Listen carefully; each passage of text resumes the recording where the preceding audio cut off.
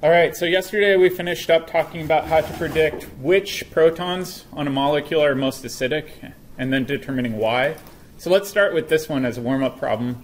Which proton do you think is going to be more acidic, the red proton, the blue proton, or the green proton, and why? All right, once you think you got it, check with your neighbor and see if you agree why.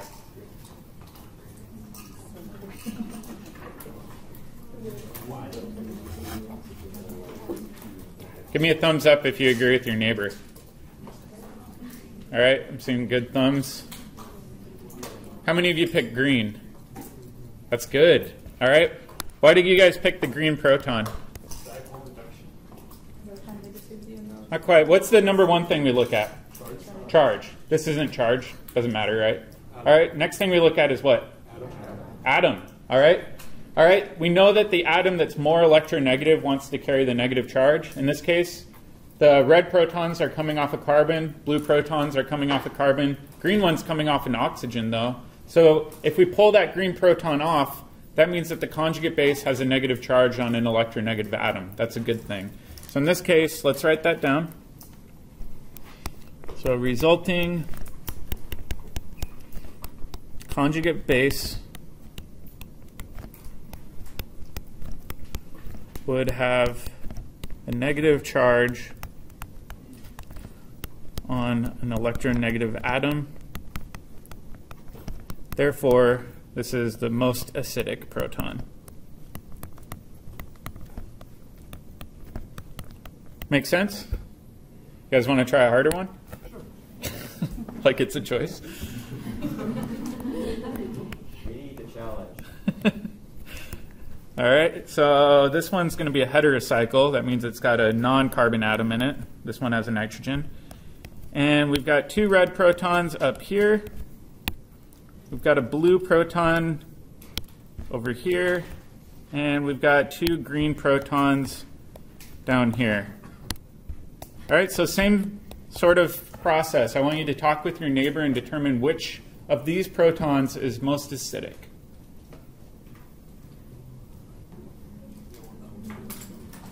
I'm actually going to draw out some of the possible structures over here so we can compare.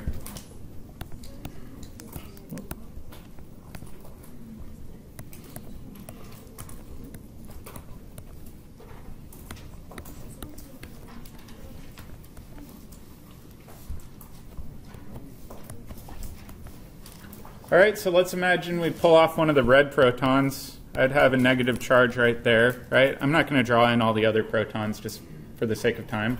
If I pull off a blue proton, I'd have a negative charge right there.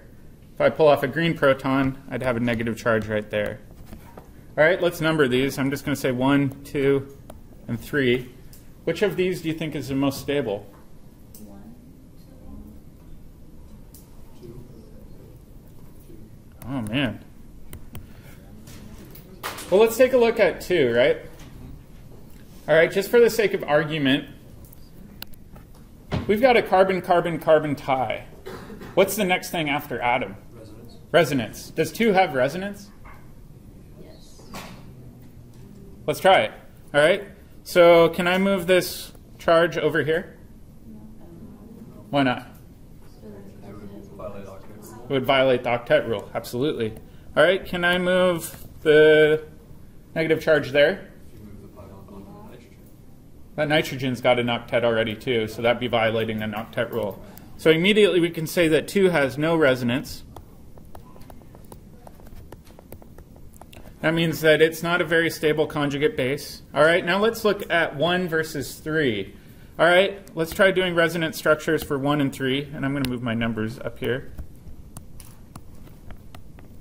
All right, if we do resonance structures for number 1, I could say, oh yeah, I can move this down. That nitrogen has more than an octet, but what can I do to fix that? Move the double bond onto that lower left carbon. Okay, so I could do that. All right, so let's do the resonance structure, and I'll draw this down below.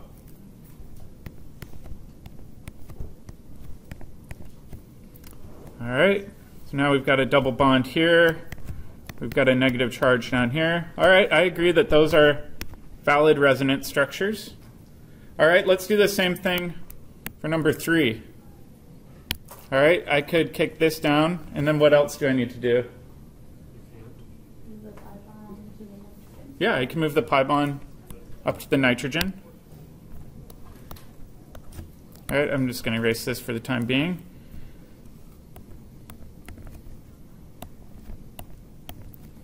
All right, so now this nitrogen has two lone pairs and a negative charge, and we've got a pi bond right here. And we said that this one has no resonance.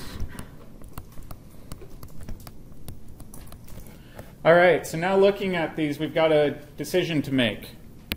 All right, we know that 1 has resonance, number 2 does not have resonance, number 3 does have resonance.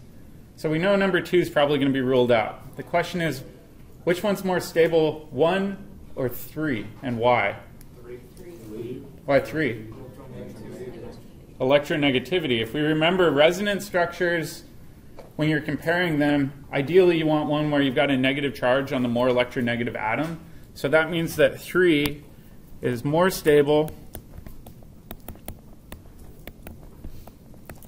since the negative charge is shared between a carbon and a nitrogen.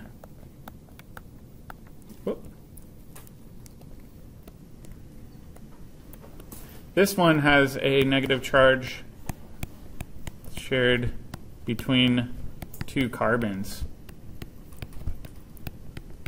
That means that this nitrogen is really stabilizing that negative charge.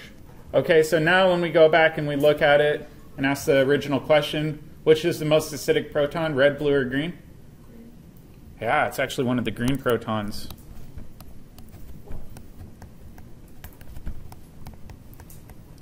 So this goes back to that idea I talked about yesterday. Oftentimes it's not immediately clear which proton's most acidic. So what I do is I draw the possible conjugate bases that can result from plucking off various protons, and then I determine which of those is the most stable, and that will tell you which one's more acidic. How many of you want to do one more of these? All right, let's do one more.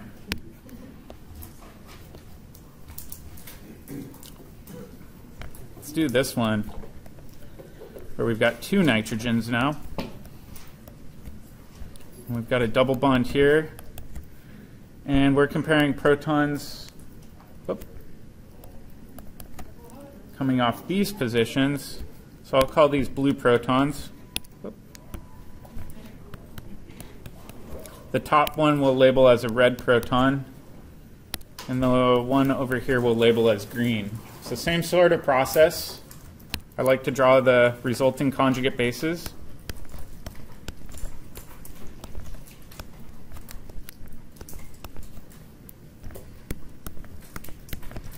You guys will get good at drawing hexagons.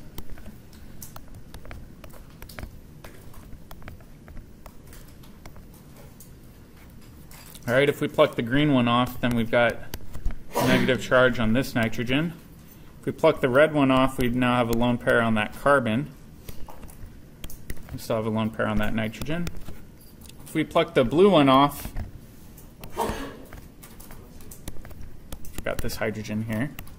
If we pluck the blue one off, then we have a negative charge coming off that position. Do we agree on all those conjugate bases? All right. Now talk with your neighbor and determine which one of these 3 is the most stable and determine why.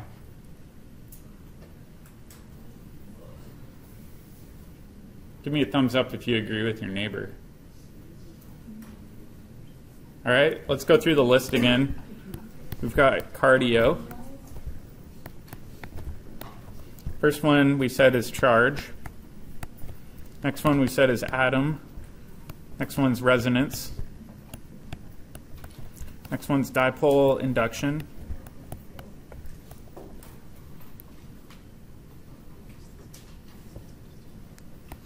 Oh, the I forgot is right there. I was like, what is the I doing? And then orbital.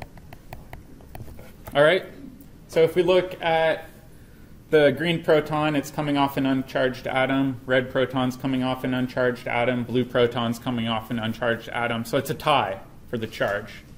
Next one we look at is atom, right? So we've got the one on the far left, I'll label this as number 1, has a negative charge on a nitrogen. Number 2 is on a carbon. Number 3 is on a carbon. Which one's happiest? Nitrogen. Why? It's most electronegative, right? So in this case, this is more stable.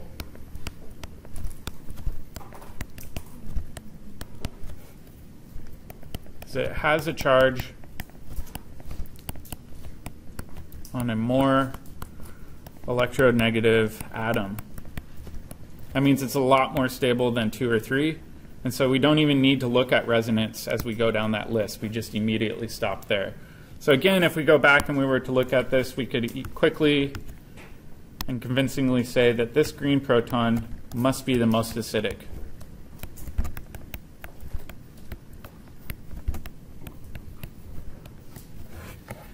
These look overwhelming at first, but don't overcomplicate them. Just draw the structures out and go through the cardio list. You guys want to try an even more challenging one? Not a choice. Not a choice. All right. I like this one.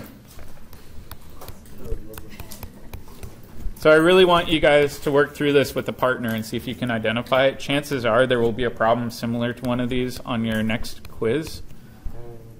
Yay.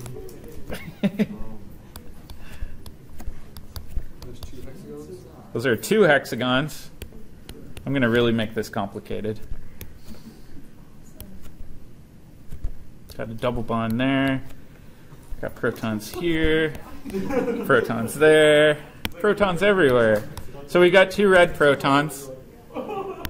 We've got a blue proton here. And we've got green protons over here.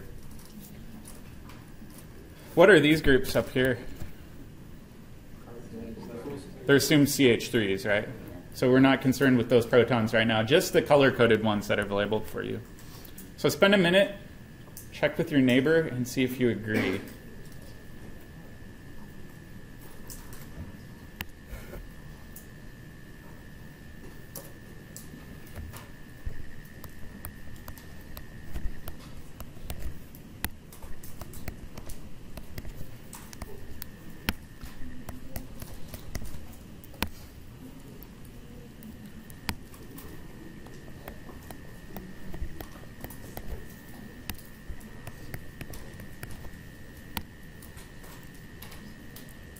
I'm just going to redraw some of these.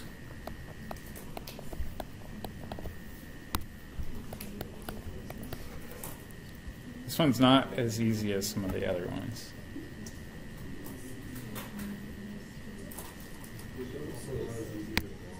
Yeah, because they take a lot longer to draw.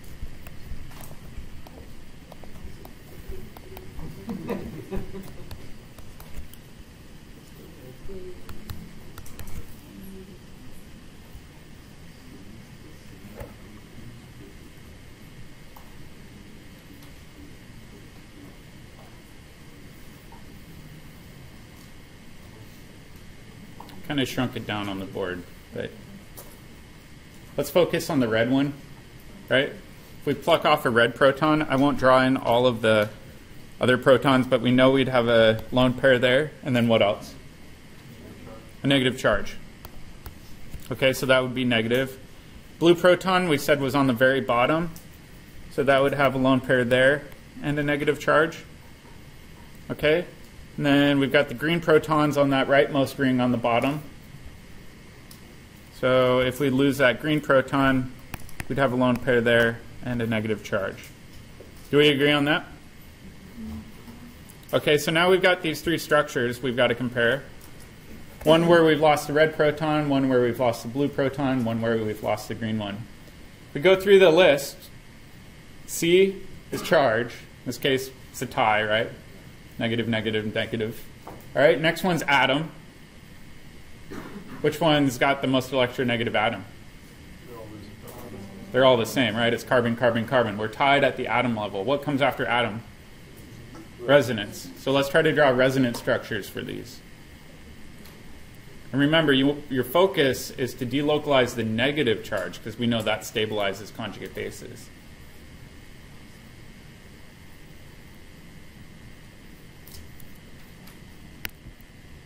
All right, I'm going to go ahead and try doing it, and I want you guys to yell at me when I do something wrong. Is that allowed? No, octet rule violation. I can't go that way. All right, let's go this way. Can I do that? I can, but then I have to alleviate that octet rule violation and push that charge up to the oxygen. So let's draw that. I'm going to zoom in here.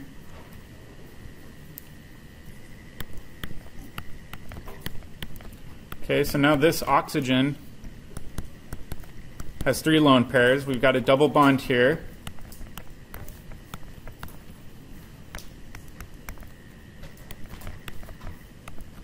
And is that it? Negative charge. Okay, so I'd say that's valid, right? We've got a resonance structure there. We haven't violated any octet rules. Okay, are there any other resonance structures? Can I go like this and kick this one over? Yeah. Not quite. If I kick this one over, I would violate the octet rule on that red carbon immediately, and then I would have to push it this way, which would just result in going backwards. So really, these are our only 2 resonance structures that are allowed for that first conjugate base. All right, let's try the next one now. Next one. I've got a couple options. Can I go this way? Why not? Octet rule, right? This red carbon right there already had 8 electrons, so we can't push it this direction. That's not allowed. All right? I see students oftentimes say, well, I'm going to do this. Let's take a look at what this looks like.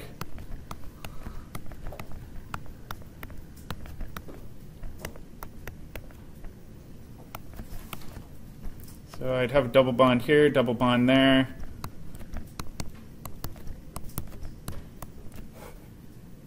Does that look good? We haven't violated any octet rules, but I will show you something. What's the hybridization of that carbon? It's got a steric number of 2, right? There's no protons coming off of there. So this should be sp. What angle do sp hybridized atoms like to be at? 180? Is this even close to 180? No. This is a really sad sp2 atom.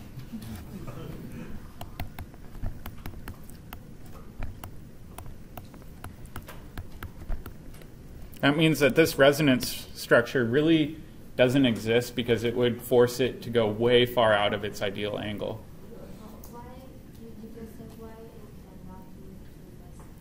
To the right-hand side. So if we try to push it this way with the green arrow, this carbon atom right there would have more than an octet of electrons, so we can't push it to the right. Right? So we can't have a triple bond to that carbon. All right, so we know that loss of that blue proton is probably not very likely. All right, now let's do loss of the green one. All right, can I push it this way? Nope. Can I push it that way? Yep, I can do that. And then I can push that electron over to that carbon. Okay, so let's draw this structure. Let's make your hand cramp. So now we've got a negative charge here. Pi bond there. Double bond to our oxygen right there. All right, are there any other resonance structures? All right. Charge up to the oxygen.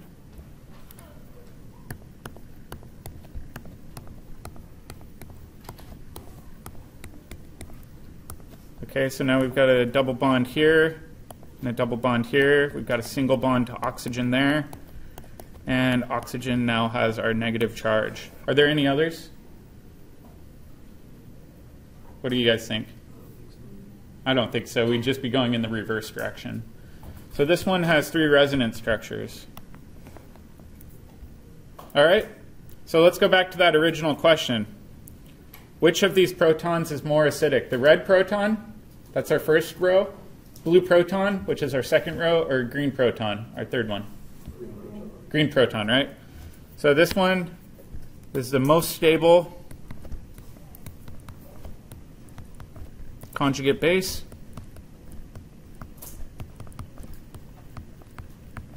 Therefore,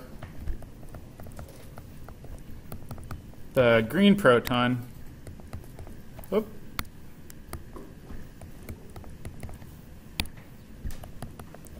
is the most acidic proton.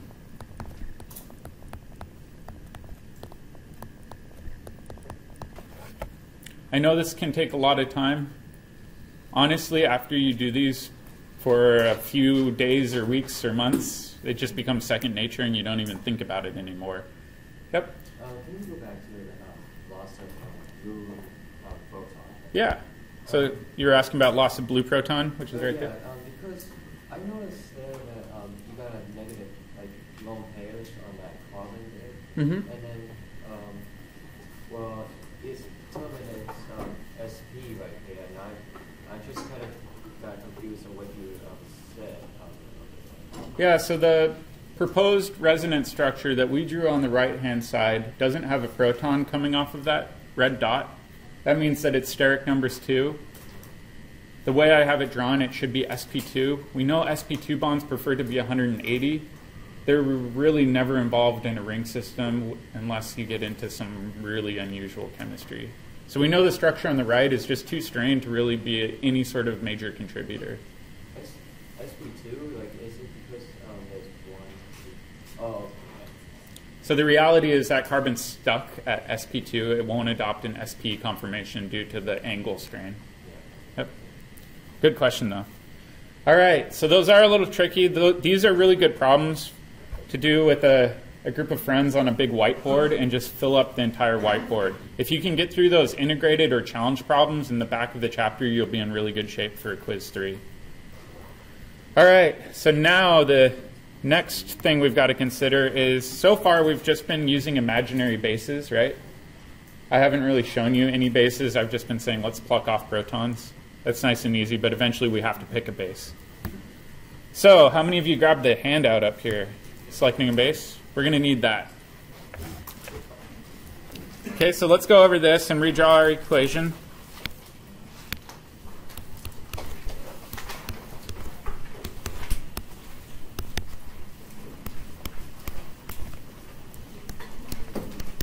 Yeah, and if you don't have that sheet, come on up and grab one.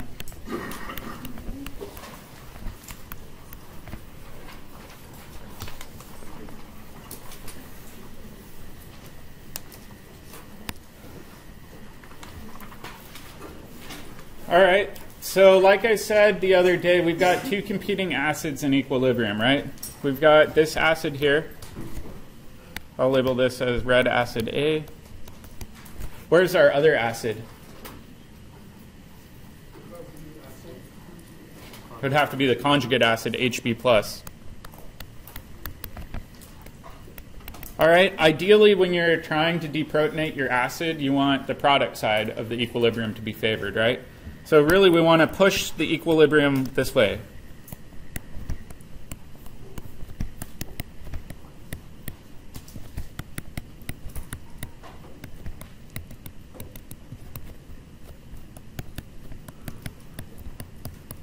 That's assuming we want to deprotonate our acid, right? Okay, so now let's think about pKa values. Should the pKa for our acid be higher or lower than the pKa of our conjugate acid? So pKa. pKa, let's focus on the acid. Should it be higher or lower than the conjugate acid? Lower. You want it to be stronger, right? That way it pushes it the opposite direction. So let's write this down. for deprotonation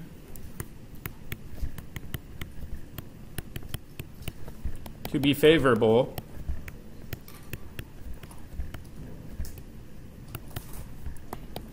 HA must have a pKa that is lower than the pKa for HB, our conjugate acid, right? Because we want to push the equilibrium to that right-hand side. So again, that's getting back to that idea we talked about yesterday. Does that make sense? All right, so let's take a look at some common examples that we might run into. And then we'll assess pKa value differences between our acid and our conjugate acid. All right, so the first example that I've got, I'm going to use acetylene.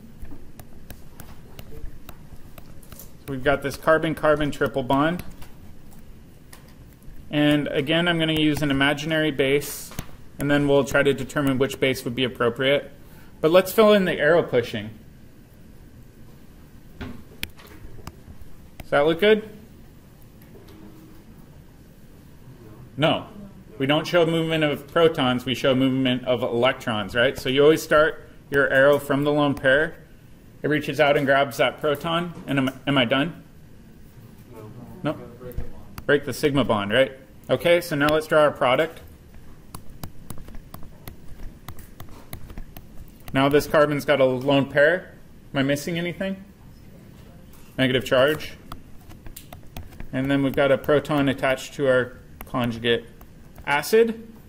Okay, so if we pull up that pKa table on the class website and we look at this acid over here, it will say this pKa is about 24. All right? If we look at the conjugate acid, should the pKa be higher or lower? Okay, so it must be greater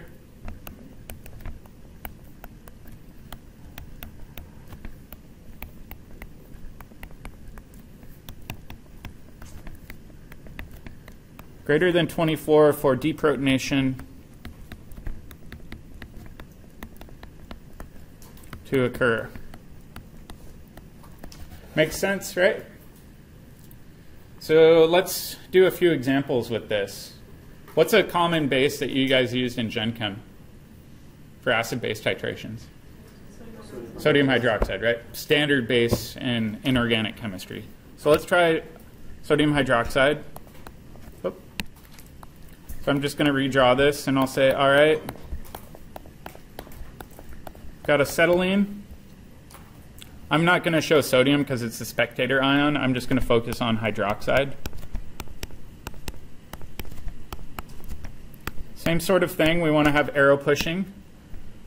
So I'm going to show deprotonation.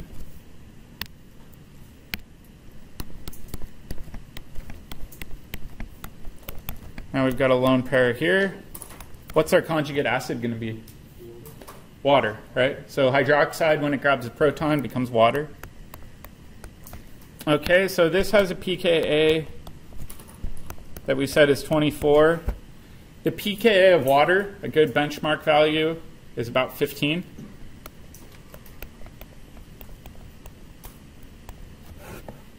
All right, is this reaction going to deprotonate acetylene?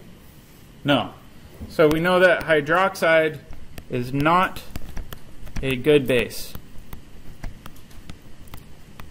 So then what we have to do is we start looking for bigger and better bases than hydroxide, right? And that handout I gave you has a bunch of common bases on it.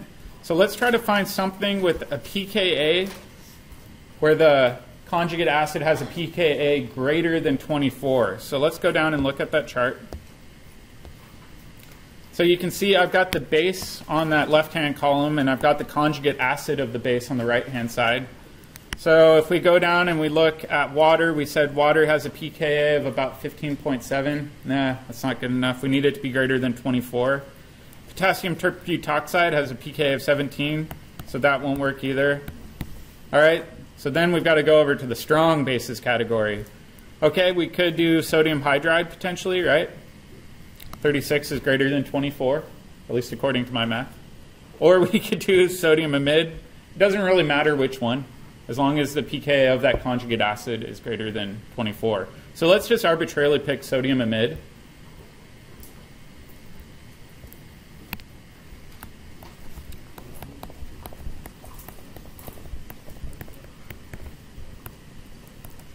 And then same thing, I'm not going to show the sodium because it's a spectator ion. And in this case, we're going to show the amide anion, grabbing that proton, kicking over electrons. Now we form our conjugate base plus ammonia. And ammonia has a pKa that is 38 versus a pKa that's about 24. So in this case, this is a good base.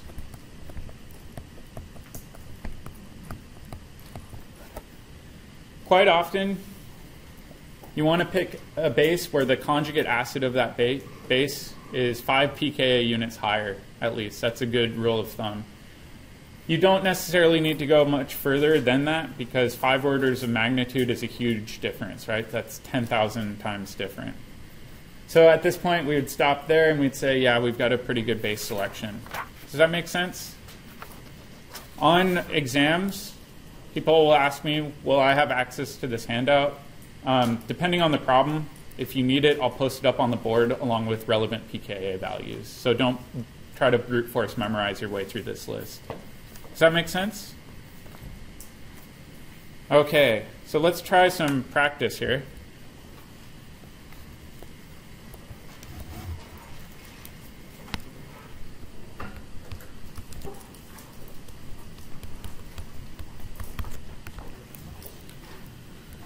All right, so I've got this compound. It's a diketone, meaning it has 2 ketones. And we've got these green protons in the middle. And we've got red protons over here. Our goal is to first determine which of these protons is most acidic. And then once we've decided which of these protons is more acidic, pick a base to deprotonate only those protons.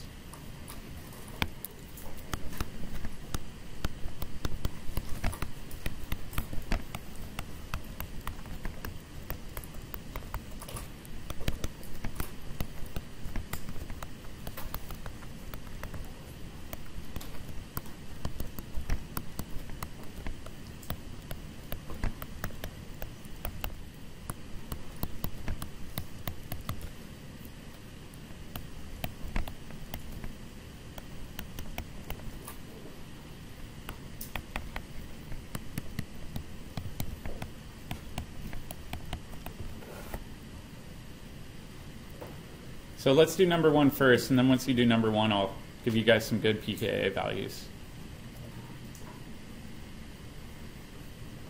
Who thinks they got number 1?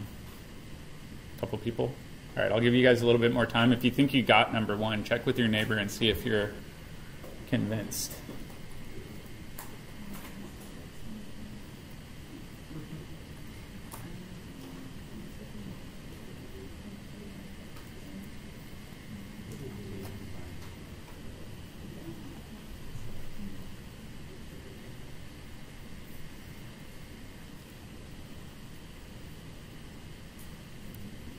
All right, another show of thumbs. Who thinks they've picked the most acidic? How many of you picked green? How many of you picked red? Why did you guys pick green? Does anybody want to share? You said resonance structures? Why? The red ones, if you pluck off one of those, it also has a resonance structure. If you pluck off the green proton, that negative charge can delocalize to the oxygen on the right or the oxygen on the left. So it has more resonance structures, right? Which, if we check the pKa table, is entirely correct. This has a pKa value for one of the protons that is about 9, versus the red protons, these have a pKa that is about, I want to say 20-ish. So significantly higher. All right, so now our goal is to pick a base that will deprotonate those green protons but leave the red protons alone. We don't want to deprotonate those. Do we want to deprotonate both green protons? No, in general, we're only doing single deprotonations. That's a good question. So should we have the pK for deprotonating both of them? That's a good question. So occasionally you will see acids where you see pKa1 and pKa2. pKa1 is the most acidic proton. And then once you've lost that proton, you may have additional protons you can deprotonate, and they'll have a second pKa value listed pKa2. We don't see that unless we run into like polyprotic acids like H2SO4, sulfuric acid. That does it, but for the most part, we're focusing on single deprotonations. Does anybody have a base they want to suggest? Hydroxide, right? So hydroxide, let's do that. Oh.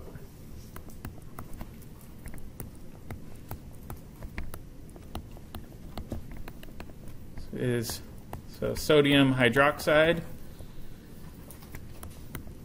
The pKa of its conjugate acid, which is water, is about 15.7. So like I said, good rule of thumb is add 5 to the pKa of your proton and then find the conjugate acid that's 5 greater, right? So in this case, 9 plus 5, yeah, ballpark 15.7, right? You don't want to pick one that's way over on the strong side, right? If we pick sodium hydride, for example, we'd run the risk of deprotonating both sets of protons. It wouldn't be very selective for those green protons over the red ones. So you do want to be careful with which base you select. What if one of those two are weaker ones? There's only like one value higher. So like you're saying, what happens if we pick triethylamine? That's a really good question. If we pick triethylamine, the difference in pKa value is only 1 unit. It would push it to the right-hand side, but you'd probably be left with a good 10% of your starting material that still has protons on it, right? We want to ensure we deprotonate as much of it as possible, but not overshoot it. That's why the +5 rule is a good rule of thumb. That's a great question. Could that be done with like a catalyst or something? Just, with a base? So like if you're going to use yeah. Yeah, in general, bases are going to be stoichiometric, not catalytic. Okay. So you just want to pick a stoichiometric base. Okay. Good question, though. All right, last thing we want to finish on is picking an appropriate solvent, right? Sodium hydroxide is not a solvent. Sodium hydroxide is a pellet. We can't just mix them together very easily. So usually you want to have some sort of medium for the reaction to take place in. So now we have to talk about selecting an appropriate solvent. And first of all, let's go over some key points. The solvent is the reaction medium.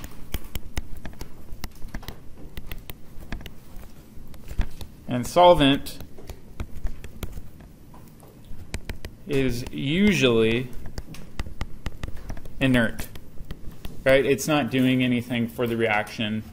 We'll talk about it later on in the term, but usually you don't see solvent making or breaking bonds. So let's see an example. And I want you guys to tell me what's wrong with this example. So for the first one, I've got this acid here where I've got red protons. So I'm going to say this is my acid. My base, I'm going to use amide. So NH2 minus. This is going to be my base.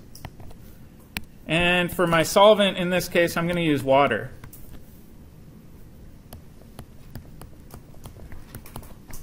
And my goal is for this base to reach out, grab this proton, kick over electrons onto that carbon.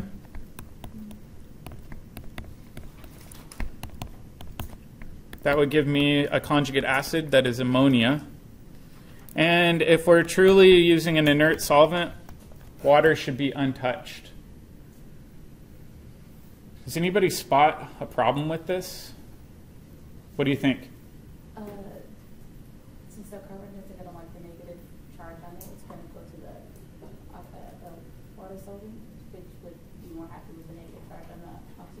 That's a good point. So let's check here, right? pKa, yeah. The pKa of the acid is, I want to say about 19 or 20. The pKa of our solvent Smaller. is 15.7.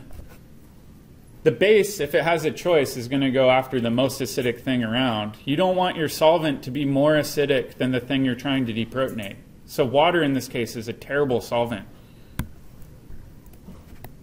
You don't want a solvent that is more acidic than your acid of interest.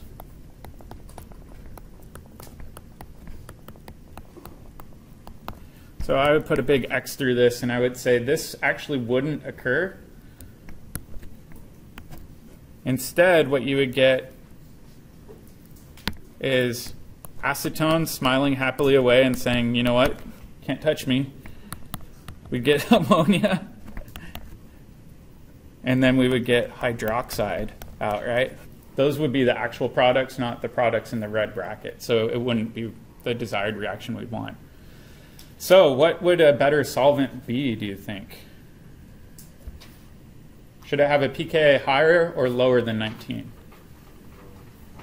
It should have a pKa that's way higher than 19. So again, if you go to that solvent worksheet that I gave you, we could try to pick a solvent that's way higher than 19. So maybe acetonitrile, DMSO, DMF, THF, any one of those. I know a lot of these seem like alphabet soup. Typically, if I give you the abbreviation, I'll give you the structure as well, or the full name. We will continue on talking about this tomorrow, so keep that in mind. I think one of the pod questions asks you to select an appropriate base and solvent for a given acid-base reaction.